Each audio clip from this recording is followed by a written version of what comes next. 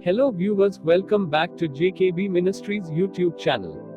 Before going to today's video, make sure that you have subscribed our channel and press the bell button so that you won't miss any videos in our channel. Thank you. அன்பான தேவ பிள்ளைகளே, மகிமையான இயேசு கிறிஸ்துவின் ராஜரீக பெசலையில் திருச்சபை வழங்கும் விடுதலையின் நேரம் இதோ உங்களுக்காக. பிரியமான தேவனுடைய பிள்ளைகளே, ஆண்டவராகிய இயேசு கிறிஸ்துவின் ஈடு இணையில்லாத ஒப்பற்ற திருநாமத்திலே உங்களை யாவரையும் நான் வாழ்த்துகிறேன்.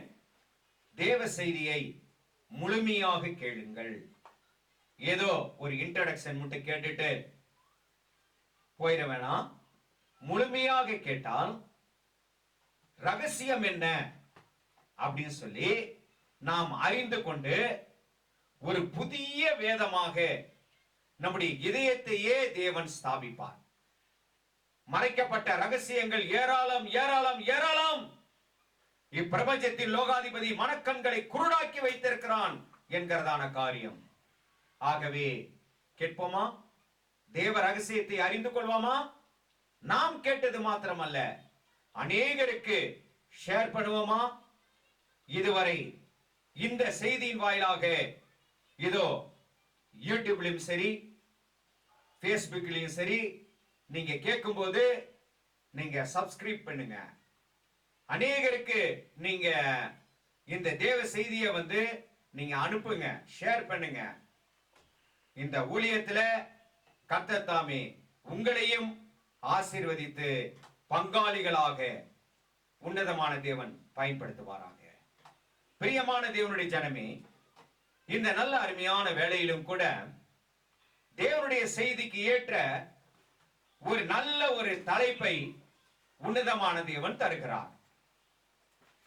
ஆட்டுக்குட்டியானுடைய சிங்காசனத்திலிருந்து நமக்கு தேவ செய்தியாய் கொடுக்கும் போது மீனின் வயிற்றில் வெள்ளி பணம் என்கிறதான ஒரு மேன்மை மிக்க தேவ செய்தியை நமக்கு கொடுக்கிறார். இயேசு கிறிஸ்து செய்த அற்புதங்கள் ஏராளம். அவைகள் எல்லாம் வரிசைப்படுத்த முடியாது.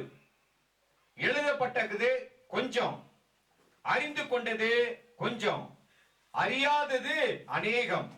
ஆகவேதான் ஒரு பக்தன் சொல்லும் போது, வானத்தை தாளாக்கி பூமியில இருக்கிறதான மரங்களை பேனாவாக்கி சமுத்திர ஜலங்களை எல்லாம் மையாக்கினாலும் தேவன் செய்த மேன்மை மிக்க காரியங்களை எழுத முடியாது என்பதாக சொல்லப்படுகிறது. ஆகவே ஒழுங்கும் கிரமமாக உன்னதமான இயேசு கிறிஸ்து இந்த பூமியிலே செய்த அற்புதங்கள் அவைகள் எல்லாம் ஆவிக்குரியது, பொருளோடு கூட இருக்கிறது என்கிறதான வகையில ராஜரீக ஊழியங்களில் இருந்து ஆண்டவர் நமக்கு வெளிப்பாடாய் வெளிப்படுத்தி கொண்டிருக்கிறார். அந்த வரிசையிலே அற்புதங்கள் 29வது அற்புதத்திற்குள்ளாக நாம் கடந்து வந்திருக்கிறோம். இந்த தேவ செய்தியானது மிகவும் நமக்கு பிரயோஜனமிக்க தேவ செய்தியாய் அமைந்திருக்கிறது. மிகவும் பிரயோஜனமிக்க தேவ செய்தி. ஆகவே இயேசு செய்த அற்புதங்கள் தியான வரிசையிலே நாம் பார்க்கும்போது ஏற்கனவே நான் சொன்னது போல 29வது அற்புதமாக இது அமைந்திருக்கிறது. தேவன் செய்த அற்புதங்கள் மனிதனுடைய கட்டுகளையும் மனிதனுக்கு இருக்கிறதான எல்லா நுகத்தடிகளையும் அவிழ்க்கத்தக்கதாக, உடைக்கத்தக்கதாக, விடுதலை கொடுக்கத்தக்கதாக, விடுதலையின் வார்த்தையை வைத்து விடுதலையின் நாயகனாகிய இயேசு கிறிஸ்து அவர் தம்முடைய அற்புதங்களை செய்து கொண்டே வருகிறார். ஆகவேதான் சங்கீதக்காரன் இவருக்கு முன்னுரைத்து சொல்கிறான். பாருங்கள், சங்கீதம் 68:6 தேவன் தனிமையானவர்களுக்கு வீடுவாசல் ஏற்படுத்தி கட்டுண்டவர்களை விடுதலையாக்குகிறார்.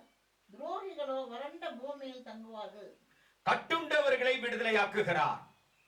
கட்டப்பட்ட கட்டுகள், அநேகமான கட்டுகள், எத்தனையோ பிரச்சனையின் வாயிலாக ஒவ்வொரு மனிதனும் குழந்தை பிறக்கும் போதே கட்டப்பட்ட கட்டுகளோடு கூட தான் பிறக்கிறது. ஆகவே இயேசு கிறிஸ்துவினுடைய உபதேசம் சாதாரணமானதல்ல. அவர் எதற்காக இந்த பூமிக்கு வந்தார் என்பதை நாம் அறிந்து கொள்ள வேண்டும். அவரை சேவிக்கிறோம், உன்னதமானவரை விசுவாசிக்கிறோம், நல்லது. ஆனால் அவருடைய கிரியை எப்படிப்பட்டது? எந்த வாக்கின் அடிப்படையிலே இந்த பூமிக்கு இறங்கினார்? அவருடைய கோல் என்ன? அவருடைய லக்கு என்ன? எதை தீர்மானிக்கும்படியா இந்த பூமிக்கு வந்தார் என்பதான ஒரு காரியத்தை பார்க்கும்போது அநேக காரியங்கள் சொல்லப்படுகிறது. அது மிகவும் வியப்பு வியப்பு வியப்பு என்று சொல்லப்படுகிறது. ஆகவே இயேசு கிறிஸ்து இந்த பூமியிலே தேவாதி தேவனாய், ராஜாதி ராஜனாய் என்கிறதான அந்த அந்தஸ்தை விட்டு மனுஷகுமாரன் என்கிறதான வகையிலே, தேவகுமாரன் என்கிறதான அடிப்படையிலே இந்த பூமிக்கு இறங்கி வரும்போது அவருடைய ஊழியம், அந்த ஊழியத்தினுடைய செயல்பாடு எந்த வாக்கின் அடிப்படையிலே அமைந்திருக்கிறது என்பதை இப்பொழுது பார்க்க போகிறோம். முதலாவதாக, தேவ ஆவியானவர் ஆட்டுக்குட்டியானவர், அதாவது இயேசு கிறிஸ்துவுக்குள் இறங்கி செயல்படுகிறார் என்கிறதான அடிப்படை. இது ரொம்ப முக்கியமானது. இதோ ஆவி, பல வகையான ஆவிகள் உண்டு. மனுஷனுடைய ஆவி, உலகத்தினுடைய ஆவி, இப்பிரபஞ்சத்தினுடைய ஆவி, லோகாதிபதிகளுடைய ஆவி, பிரபுக்களுடைய ஆவி, ராஜாக்களுடைய ஆவி என்று பலவிதமான ஆவிகள் உண்டு. இவரோ தேவாவி பெற்று இந்த பூமியிலே அவர் கிரியை செய்ய அவர் முற்படுகிறார் என்பதான காரியம். இரண்டாவதாக, புறஜாதிக்கு நியாயத்தை வெளிப்படுத்தவே தேவன் கடந்து வந்தார். அடுத்தபடியாக பார்க்கும்போது இதோ அவர் வாய் திறவாத ஆடாய் இருக்க வேண்டும். யாருனாச்சும் நம்மளை சீண்டிட்டான் உடனே நம்ம வாயை திறந்துறோம் இல்லையா? ஆனா தேவன் ஒரு டெடிகேட்டோடு கூட வராரு. என் வாயை திறக்க கூடாது, யாரையுமே நான் திட்டக்கூடாது, யாரையுமே நான் சபிக்க கூடாது அப்படின்னு சொல்லி வாய்க்கு காவல் வைக்க வேண்டும். அந்த தீர்மானத்தோடு கூட, அந்த மைண்ட் செட்டப்போடு கூட ஆண்டவர் இந்த பூமிக்கு இறங்கி வருகிறார். இது அவருடைய அழைப்பு. அடுத்தபடியாக பார்த்தா முறுமுறுப்பு. எத்தனையோ கஷ்டங்கள் வந்தாலும், எத்தனையோ சோதனைகள் வந்தாலும் ஒரு வார்த்தையினாலும் கூட முறுமுறுக்கவே மாட்டேன். ஏன்னா அவர் படுகிறதான கஷ்டம் பயங்கரம். அதெல்லாம் முன்னே தெரியும். எல்லா குழந்தையும் வாழ்வதற்காக இந்த பூமியில பிறக்கும். அதையும் நீடூடி வாழ்க, நீடூடி வாழ்கன்னு சொல்லி ஆசீர்வதிப்பாங்க பெரியவங்க எல்லாம். ஆனா பரலோகம் வாழ்த்திச்சான். எப்படி தெரியுமா? பிதாவின் சித்தத்தை நிறைவேற்ற பலியாய் போ. பிதாவும் தேவன் என்ன சொல்றாரு? எனக்காக யார் செல்வா என்று சொன்ன உடனே பலிக்காக நியமிக்கப்பட்டவராய் இந்த பூமிக்கு வருவார். சிலுவையிலே நான் மரிக்க வேண்டும் என்கிறதான கோல் அவருக்குள்ளாக இருந்தது. பாத்தீங்களா? அந்த பாடுகள், அந்த உபத்திரங்களை நான் சகிக்கும் போது நான் முறுமுறுக்க கூடாது, உபத்திரங்களை சந்திக்கும் போது நான் முறுமுறுக்க கூடாது என்று சொல்லி வாய்க்கு வாய் திறவாத ஆடாய் நான் இருக்க வேண்டும் என்று சொல்லி கடந்து வந்தார். அதே போல நெறிந்த நாணலை முறியாமலும், நெறிந்த நாணலை முறியாமலும், மங்கி எரிகிறதான திரியை அணையாமலும், இப்படிப்பட்டதான ஒரு கோட்பாடு தேவனிடத்தில் உண்டு. ஆச்சுங்களா? அதே போல நியாயத்தை பூமியிலே நிலைநாட்டுவதற்காக இயேசு கிறிஸ்து வந்தார். அதே நேரத்தில் இவருடைய வார்த்தைக்காக தீவுகள் காத்திருக்கிறதாம். இவருடைய வார்த்தை எங்கெங்க முழங்குகிறதோ அங்கெல்லாம் தீவுகள் காத்திருக்கிறதாம். அப்படி போல இதோ அவர் வந்து உபதேசம் பண்ணினார். அதோடு மாத்திரமல்ல, குருடர்களுடைய கண்களை திறந்தார், கட்டுண்டவர்களை காவலில் இருந்து விடுதலையாக்கினார், இருளில் இருக்கிற யாவரையும் இதோ வெளிச்சத்திலே கொண்டு வந்து விடுதலை அளித்து தம்முடைய ராஜரீக ஆசீர்வாதத்தின் கிருபையை கொடுக்கிறார். சிறைச்சாலையிலே இருக்கிறவர்களுக்கு விடுதலை, அதே நேரத்திலே நீதியையும் நியாயத்தையும் இதோ அவர் ஸ்திரப்படுத்தினார். ஜனத்தை காக்க உடன்படிக்கையின் பலியாக நான் இந்த பூமிக்கு வருவேன் என்று சொல்லி கடந்து வந்தார். ஜாதிகளுக்கு ஒளியாக அவர் இறங்கி வந்தார். இன்னும் அதிகமான காரியம், இப்படிப்பட்ட காரியம் ஒரு மனிதனால் செய்ய முடியாது. ஆகவே வாக்கை வாங்கி வந்தார். அந்த வாக்கு முன்னூரிக்கப்பட்ட வாக்காய் இருக்கிறது. யாராவது கேட்டால் இயேசு கிறிஸ்து எதுக்காக இந்த பூமிக்கு வந்தாரு, நம்ம சுலபமா சொல்லிடுவான், பாவிகளை இரட்சிக்கும்படியாய். அந்த பாவிகளை இரட்சிக்கும்படியாக வந்ததான நோக்கம் இப்படிப்பட்ட நோக்கமா பார்த்தீர்களா? தேவனுடைய வாக்கு அது மிகவும் முக்கியமான வாக்கு. அந்த வாக்கோடு கூட அவர் இந்த பூமிக்கு இறங்கி வந்தார். ஆகவே கட்டுண்டவர்களை விடுதலையாக்கவே வந்தார். சிறைச்சாலையில இருக்கிறவர்களுக்கு விடுதலையாக்கவே அவர் வந்தார். நோய் உற்றவர்களை சுகமாக்கவே வந்தார். தேவனுடைய நீதியை நிலைநாட்டவே இந்த பூமியிலே கடந்து வந்தார் என்று எழுதப்பட்டிருக்கிறது. அதே போல ஒரு சபையை வழிநடத்துகிறதான ஒரு போதகன், சபைக்குள் இருக்கிறதான விசுவாசிகளாக இருக்கிற நமக்கும் ஒரு கோல் உண்டு, ஒரு வாக்கு உண்டு. அது எப்படிப்பட்ட வாக்கு? இப்ப என்னிடத்துல ஒருத்தர் கேட்கிறாங்க, பாஸ்டர் நீங்க எந்த வாக்கு தத்தத்தின் அடிப்படையில, எந்த வார்த்தையின் அடிப்படையில ஊழியம் செய்கிறீர்கள் என்று சொல்லி கேட்கும்போது, இது பரம அழைப்பு. பரம அழைப்பின் வார்த்தை இல்லை என்று சொன்னால் நம் ஊழியம் செய்வது கடினம். ஒரு சில பேர் அப்படியே போயிட்டே இருப்பாங்க, பைபிளை தூக்கிட்டு இவ்விதமாக ஆண்டவருடைய வார்த்தையை அறிஞ்சுக்கிட்டு தேவனுடைய வார்த்தை வாக்கு தத்தத்தை வாங்காமல் நாம் ஒரு கோல் நிச்சயமா வேணும், இல்லைன்னா ஒரு லக்கு நிச்சயமா வேணும். ஆகவே அந்த லக்கோடு கூட ஒவ்வொரு ஸ்தாபனமும் இயங்கிக் கொண்டிருக்கிறது. அதை அறிந்து கொள்ள வேண்டும். போதகர்கள் அறிந்து கொள்ள வேண்டும், தேவனுடைய ஊழியக்காரர்கள் அறிந்து கொள்ள வேண்டும் என்று சொல்லி பார்க்கிறோம். இவ்விதமாக பரம அழைப்பின் வாக்கு அது என்ன என்று சொல்லி பார்க்கும்போது ரெண்டு விதமான வாக்கை ஊழியக்காரர்களுக்கு தருகிறார். ஒன்னு சபையின் வாக்கு தத்தம், சபையின் வாக்கு எந்த அடிப்படையிலே அது போகிறது என்று. இப்போ ஆண்டவர் அடியானுக்கு கொடுக்கப்பட்டதான ராஜரீக ஊழியம், இயேசு கிறிஸ்துவின் மகிமையான இயேசு கிறிஸ்துவின் ராஜரீக ஊழியம் என்று சொல்லி பெயர் கொடுத்திருக்கிறார் என்று சொன்னால், இது விடுதலையாக்கப்பட்ட விடுதலையின் சுயாதீன காரியம். சபை பாகுபாடு இன்றி எல்லாருக்கும் தேவனுடைய வார்த்தை அறிவிக்க வேண்டும் என்பதான நிலையிலே ஆண்டவர் இந்த தேவனுடைய தேவ திருச்சபைக்கு கொடுக்கப்பட்டதான வார்த்தை என்ன தெரியுமா? ஏசாயா தீர்க்கதரிசன புத்தகம் 52வது அதிகாரம் 7வது வசனம் மிக மிக முக்கியமானது. ஏசாயா 52:7 வாசித்து பாருங்கள். இதுதான் இப்பொழுது உங்களிடத்தில் பேசிக் கொண்டிருக்கிறதான வார்த்தையின் ஊழியங்களின் அடிப்படையில இவ்விதமான ஊழியத்தை செய்து கொண்டிருக்கிறோம் என்கிறதான ஒரு வெளிப்பாட்டை கர்த்தர் கொடுத்திருக்கிறார். சமாதானத்தை கோரி நற்காரியங்களை சுவிசேஷமாய் அறிவித்து ரட்சிப்பை பிரதிஷ்டைப்படுத்தி உன் தேவன் ராஜரீகம் பண்ணுகிறார் என்று சியோனுக்கு சொல்லுகிற சுவிசேஷனுடைய பாதங்கள் மலைகளின் மேல் எவ்வளவு அழகாயிருந்தன.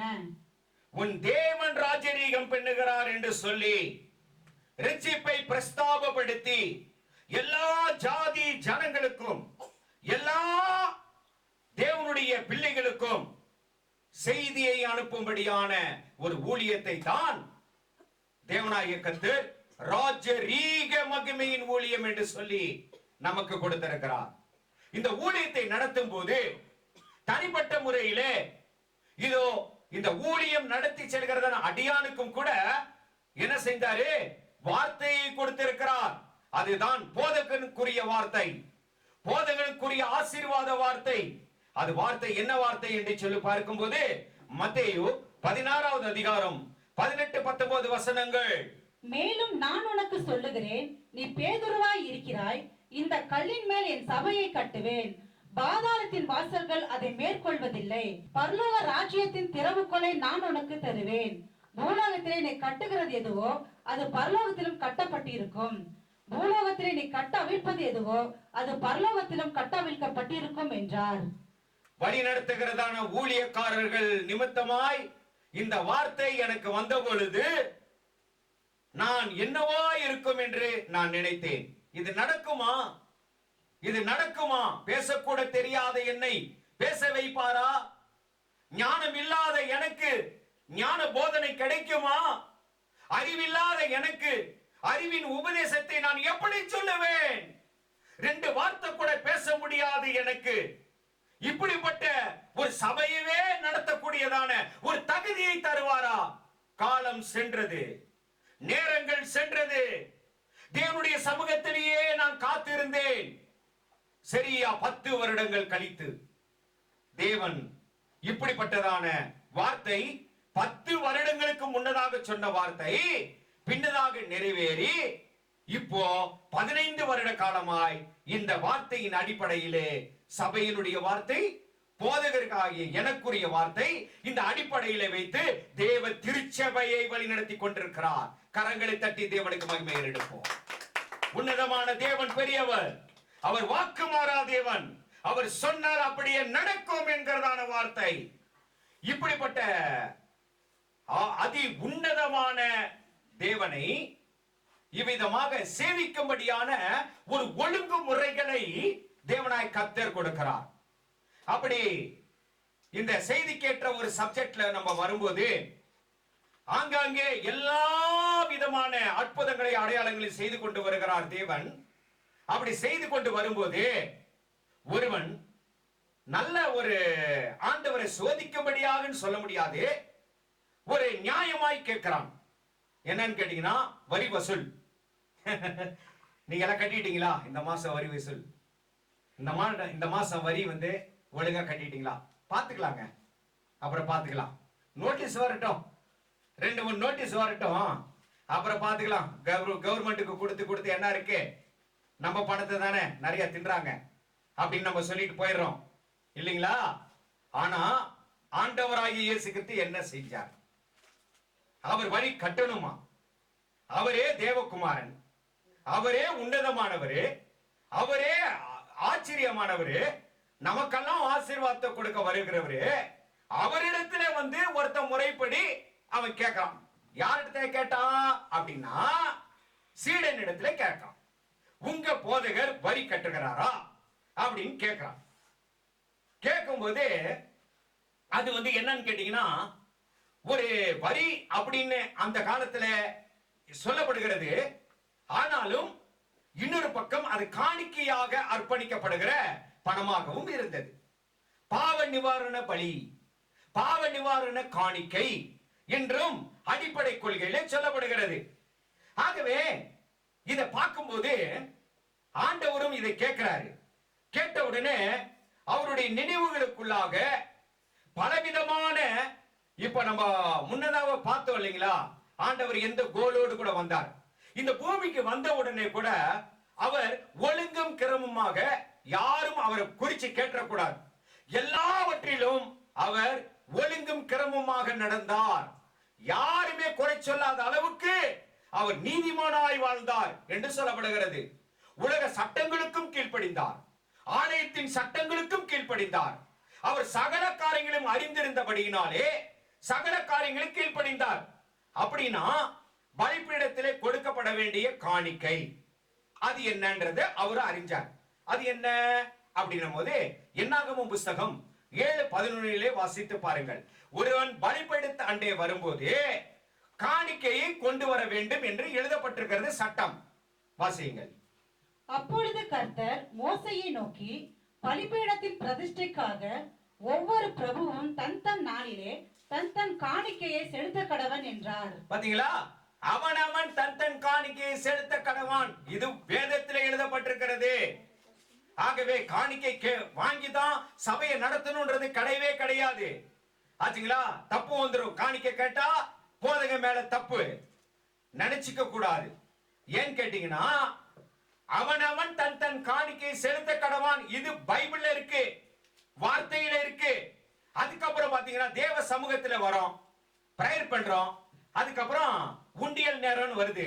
அந்த உண்டியல் நேரத்துல அப்படியே கை முடைக்க உட்கார்ந்துக்கிறோம். இதுதான் நம்முடைய நிலை இல்லையா? யாரும் காணிக்க போடுங்கன்னு கம்பல் பண்றது இல்ல. ஆனா வேதம் என்ன சொல்லுது தெரியுமா? வாசித்து பாருங்கள். உபாகமம் புஸ்தகம் 16வது அதிகாரம் 17வது வசனம். ஆனாலும் அவர்கள் கர்த்தருடைய சந்நிதியில் வெறும் கையோடு வராமல் உன் தேவனாகிய கர்த்தர் உனக்கு அருளிய ஆசீர்வாதத்திற்கு தக்கதாக அவனவன் தன் தன் தகுதிக்கு ஏற்றபடி காணிக்கையை கொண்டு வர கடவன். அவனவன் தன் தன் தகுதிக்கு ஏற்றபடி காணிக்கையை கொண்டு வருகிறான், கொண்டு வர வேண்டும். இது பைபிள்ல இருக்கு, நம்ம சொல்லல. ஏதோ போதகர் காணிக்கை பத்தி பேசுறாரு நினைக்காதீங்க. இது பைபிள்ல இருக்க சட்டம். இதுக்கும் தேவனாகிய இயேசு கிறிஸ்து கீழ்ப்படிந்தார் என்று எழுதப்பட்டிருக்கிறது. அதோடு மாத்திரமல்ல, பொருத்தனை காணிக்கைன்னு ஒண்ணு இருக்காமா. பாருங்க, காணிக்கையில எத்தனை வகை இருக்கு பாருங்க. பொருத்தனை காணிக்கை, ஒரு சில காரியங்கள் நிறைவேறாம போனா பொருத்தனை செஞ்சு நான் ஆலயத்துக்கு இந்த காணிக்கை நான் தருகிறேன் அப்படி சொன்னா உடனே அந்த பொருத்தனை செஞ்ச வகையில நம்ம எந்த நோக்கத்துல பொருத்தனை செய்யறோமோ அது நிறைவேறும். வாசித்து பாருங்கள், சங்கீதம் 76:11.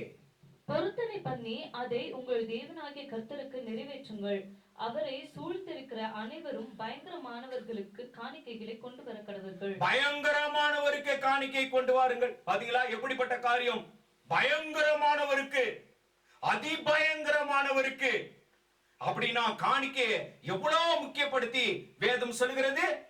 இதுல எல்லாமே அறிஞ்சு புரிஞ்சு கத்துக்கிட்டு தேவ ஜனங்க என்ன செஞ்சாங்களாம் தெரியுமா? அவங்க வஞ்சித்தார்களாம். தசம பாகங்களை கொண்டு வந்து கொடுப்பதிலே அவங்க தயங்கினாங்க. லட்சக்கணக்கில் சம்பளம் வரும், 1000 கணக்கில் சம்பளம் வரும். ஆனா அந்த சம்பளத்திலிருந்து ஒரு பகுதி ஆண்டவருடைய சமூகத்துக்கு கொடுக்கணும் அப்படின்றது வேதம் போதிக்குது. ஆனா அதை வஞ்சித்து தனக்குள்ளாக வச்சாங்களாமா. இதை வாசித்து பாருங்கள். மல்கியா தீர்க்கதரிசன புத்தகம் 3வது அதிகாரம் 8 10 வரைக்கும் இங்கிலீஷ்ல வாசிப்போம். I ask you, is it right for a person to cheat God? Of course not. Yet you are cheating me. How? You ask. In the matter of tithes and offerings, a curse is on all of you because the whole nation is cheating me.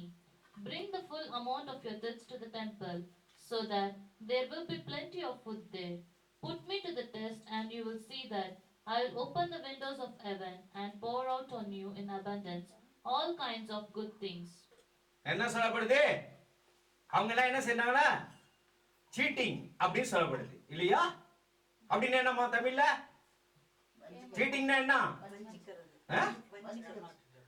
இன்னும் சொல்ல போனா ஏமாத்துற, fraud தனம் பண்ற. இப்படிதான் Bible எழுதிருக்கு. என்னவா? நான் சொல்ல, இங்கிலீஷ்ல பாரு, அது மாதிரி சொல்லுது. ஆனா தான் இங்கிலீஷ்ல வாசிச்சேன். கர்த்தர் சொல்லுகிறார். ஆமென். பாத்தீங்களா எவ்வளவு ஒரு ஒழுக்கத்தை ஆண்டவர் ஆதி காலம் முதல் கொண்டு வருகிறார். இதே சமயத்துல இயேசு கிறிஸ்துவினிடத்திலே வந்து அவனுடைய சீடனிடத்திலே வந்து என்னன்னா, இயேசு கிறிஸ்துவினுடைய சீடனிடத்திலே இருந்து போதகர் வரி செலுத்துகிறாரா அப்படின்னு ஒருத்த வந்து கேட்கிறான். கேட்ட உடனே அவர் வரி செலுத்தினாரா அப்படின்னும் போது பார்க்கும்போது இந்த அழகா பேதுரு சொல்றாரு, போதகர் வரி செலுத்துறாருயா. கட்டாயமா சொல்றாரு, வரி செலுத்துறாரு. எப்போ செலுத்தினாரு, எப்படி செலுத்தினாரு அப்படின்னு பார்க்கும்போது, ஒவ்வொரு குழந்தையும் பிறக்கும் போது ஆலயத்துக்கு பிரதிஷ்டை என்று சொல்லி அந்த பிரதிஷ்டை காணிக்கைன்னு ஒண்ணு இருக்கு. அந்த காணிக்கையை செலுத்தி தான் அந்த குழந்தைய வந்து பிரதிஷ்டை பண்ணுவாங்க. மரியாளும் யோசேப்பும் ஆலயத்துக்கு கொண்டு வந்து அவர்கள் பிரதிஷ்டை காணிக்கை கொடுத்தார்கள் இயேசு கிறிஸ்துவுக்காக. அதுக்கு பின்னால அதனாலதான் அவன் சொல்றான், யாருன்னு பேதுரு காணிக்கை கொடுக்கிறாரு, தேவாலயத்துக்கு அர்ப்பணம் செய்யப்பட்டிருக்கு, என் போதகர் வரி செலுத்தி கொண்டு வந்திருக்கிறார். அதை வாசித்து பாருங்கள். மத்தேயு 17வது அதிகாரம் 24வது வசனத்தை வாசித்து பாருங்கள். When Jesus and his disciples came to Capernaum, the collectors of the temple tax came to Peter and asked, "Does your teacher pay the temple tax?" Of course, Peter answered.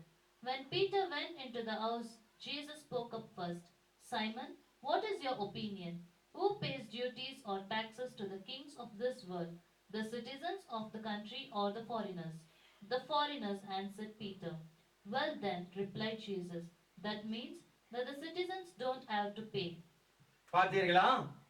ஆகவே இவர் வரி பணம் அதாவது காணிக்கை அடிப்படையில கொடுக்க வேண்டிய அவசியமே இல்லை. ஏனென்றால் இவர் போதகராய் இருக்கிறார்.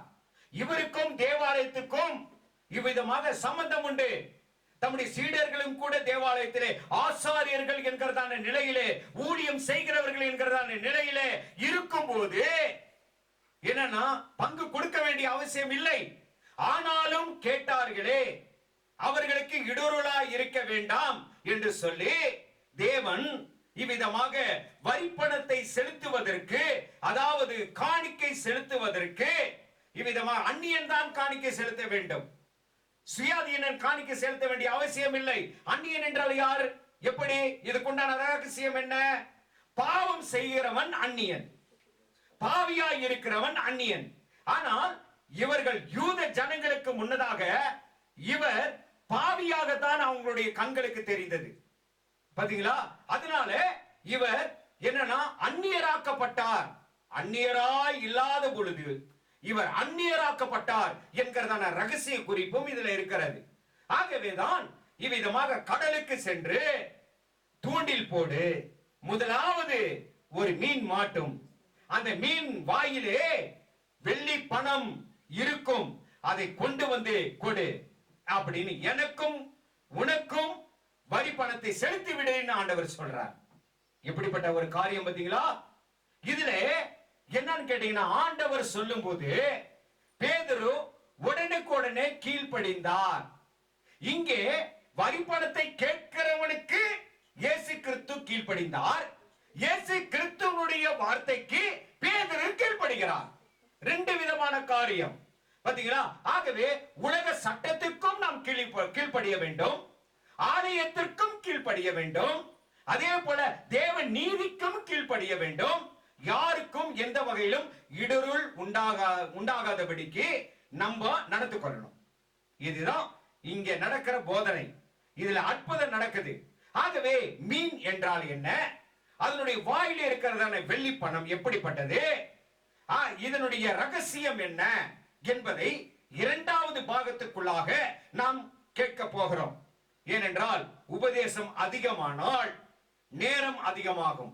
அப்படியாக கேட்பதற்கு கூட நாம் மிகவும் ஒரு சிரமப்பட்டு தான் நாம் கேட்கக்கூடிய சூழ்நிலை வந்துவிடும். ஆச்சுங்களா? அதனால இத்துடன் இந்த முதலாவது பாகத்தை நான் முடிக்கிறேன். இதுல ஆண்டவருடைய கருத்து என்ன சொல்லப்படுதுன்னா, நாம் யாருக்கும் இடையூறாக இருக்கக்கூடாது. ஒன்று, சபையிலும் சரி, என்னன்னா மத்தவங்க கேட்கிற மாதிரி இயேசு கிறிஸ்து வைக்கவில்லை. இயேசு கிறிஸ்து சகலத்திலும் அவர் நீதிமானாய் நடந்து கொண்டது போல தேவனுடைய பிள்ளைகளும் கூட சகலத்திலும் நீதிமான்களாய் இருக்க வேண்டும் என்பதான ஒரு கருத்து இதில் இருந்து நமக்கு தென்படுகிறதா இருக்கிறது. அதே நேரத்தில் அற்புதம் செய்து அவரிடத்திலே பணம் இல்லாத பொழுதிலும் கூட அவரிடத்திலே எந்த விதமான பணமோ எல்லாமே இலவசமா தான் செஞ்சாரு. ஒரு நோய்களை சுகமாக்கணும்னா இன்னைக்கு காணிக்கை கொண்டு வந்து கொடுக்கறான், பாக்கெட்ல போதகம் போட்டுட்டு வந்துடுறான். ஆச்சா, செஞ்சதுக்கு கூலி கிடைச்சிருது. ஒரு வீட்டுக்கு ஜெபம் பண்ண போனா காணிக்கை கிடைச்சிருது, அவங்க செஞ்சதுக்கு கூலி கிடைச்சிருது. ஆச்சா, ஆனா இது ஒரு முக்கியமான ஒரு காரியம்.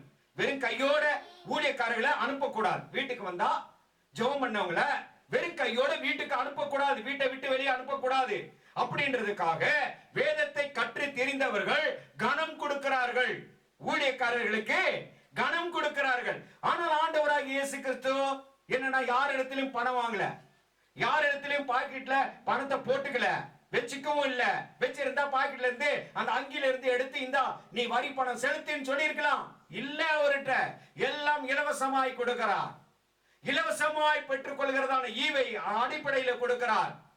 அப்படி இருக்கும்போது ஆண்டவரிடத்தில் இல்லைனாலும் அவருடைய மகிமையை வெளிப்படுத்தி அவருடைய வல்லமையை வெளிப்படுத்தி நீதியை இவ்விதமாக வரி செலுத்தும்படியான நீதியை அங்கே நிலைநாட்டுகிறார்.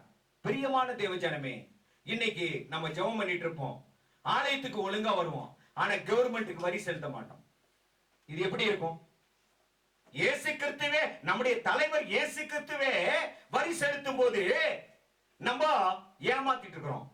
அதான் இங்கிலீஷ்ல சொல்லு, cheat, you are a cheat. பாத்தீங்களா? நீ ஏமாத்துற, நீ ஏமாத்துக்காரன் அப்படின்னு சொல்லப்படுது. ஆகவே பிரியமானவர்களே, இவ்வளவு நாள் தெரியாமல் இருந்தாலும் இதற்கு மேலே நான் எப்படி இருக்க வேண்டும், ஆலயத்திலும் எப்படி இருக்க வேண்டும், ஆலயத்தினுடைய ஒழுங்குமுறைகளை நான் கடைபிடிக்க வேண்டும். அதே நேரத்தில் உலகத்திலும் நமக்கு உண்மையும் உத்தமமாய் இருக்க நாமும் இவ்விதமாக சகல சட்டங்களுக்கும் கீழ்ப்படிய வேண்டும் என்கிறதான ஒரு உத்தரவாத ஊழியத்தை, நல்ல அருமையான ஊழியத்தை உபதேசமாக நாம் இப்பொழுது கேட்டுக்கொண்டிருக்கிறோம். ஆகவே இஸ்ரவேலின் தேவனாய் கர்த்தர் நம்மை குறித்து அவருக்கு ஒரு சித்தம் இருக்கு இல்லையா? என் ஜனங்கள் உத்தமமும் உண்மையுமாய் இருக்க வேண்டும், என் ஜனங்கள் ஆலயத்துக்கு பிரயோஜனம் உள்ள ஜனங்களாய் இருக்க வேண்டும், என் ஜனங்கள் ஆலயத்தை தாங்குகிறவர்களாய் இருக்க வேண்டும், என் ஜனங்கள் ஊழியக்காரர்களுக்கு கனத்தை கொடுக்கிற ஜனங்களாய் இருக்க வேண்டும். என் ஜனங்களோ சகல நீதியிலும் நியாயத்திலும் அவர்கள் இருக்கும்போது என்னை போல என் பிள்ளைகளும் இருக்க வேண்டும் என்பதாக தான் இந்த அற்புதத்தை செய்கிறார். இது முதலாம் பாகமாக அமைகிறது. அடுத்த சப்ஜெக்ட் வரும்போது இதோ மீனின் வாயிலே வெள்ளி பணம் இருந்தது எப்படி என்கிறதான ஆவிக்குரிய கருத்தோடு கூட நாம் கேட்க போகிறோம். இதற்காக உன்னதமான தேவன் தாமே ஆசீர்வதித்து உங்களை காத்து வழி நடத்துவாராக. ஆமென்.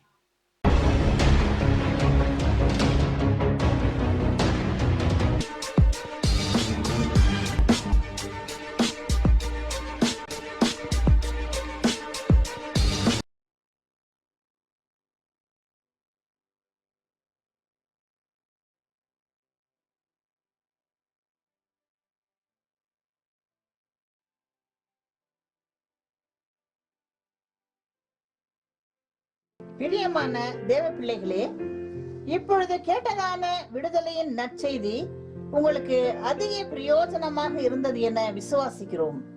இந்த தேவ ஊழியம் அநேக நெருக்கங்களின் மத்தியில் நடந்து கொண்டிருப்பதால் இந்த டிவி ஊழியத்தை ஜெபத்தாலும் உங்கள் கையின் பிரயாசத்தாலும் தாங்கி தேவ ஆசீர்வாதம் பெறுங்கள். உங்கள் ஜெப தேவைக்கு தொடர்பு கொள்ள வேண்டிய முகவரி மகிமையான இயேசு கிறிஸ்துவின் ராஜரீக ஊழியம், ரெவரண்ட் கேபார் ராஜ், எல்என் காட்டேஜ், ஆஸ்பத்திரி ரோட், உதகை. கைபேசி எண் 9435234477 மற்றும் 78717177